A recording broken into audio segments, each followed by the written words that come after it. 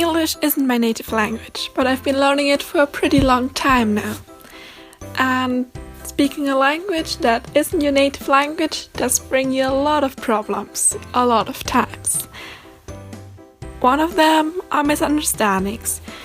An example for that would be that during a language travel in England, my host's mother said that I should go to the coach in the next morning.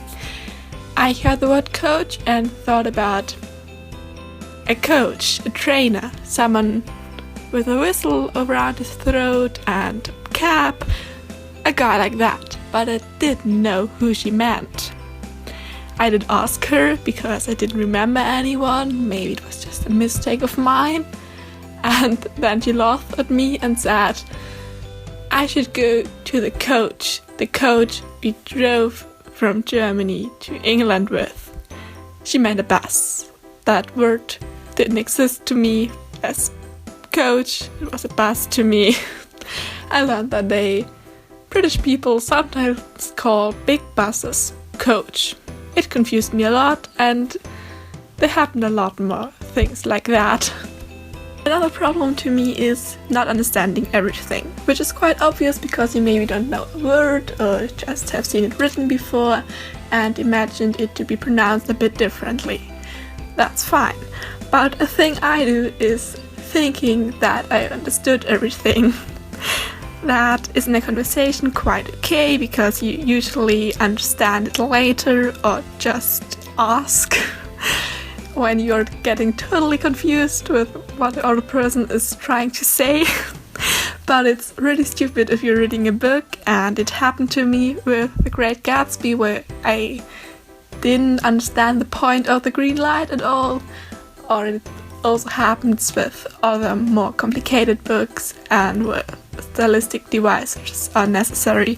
It also happened while I was trying to read How to Kill a Mockingbird, which annoyed me later and I didn't finish it.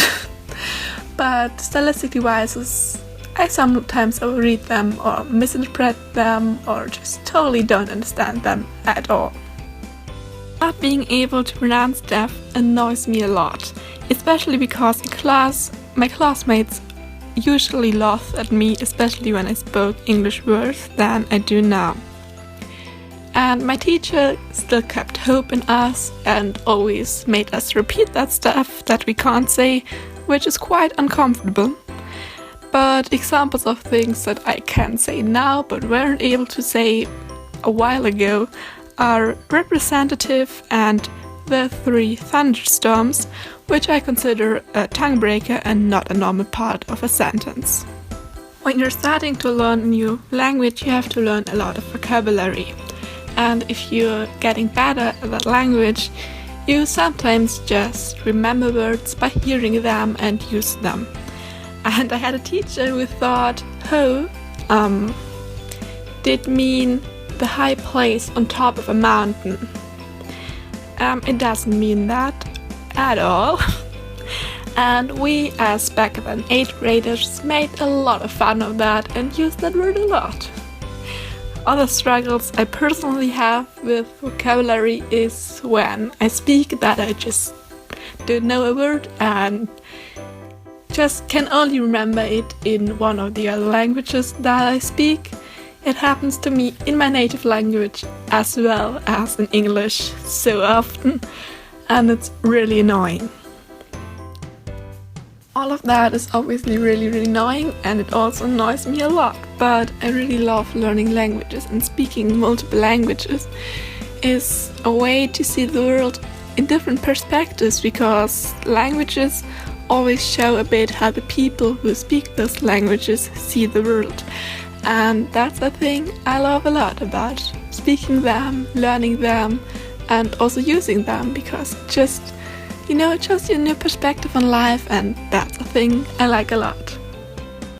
Thanks for watching. Bye!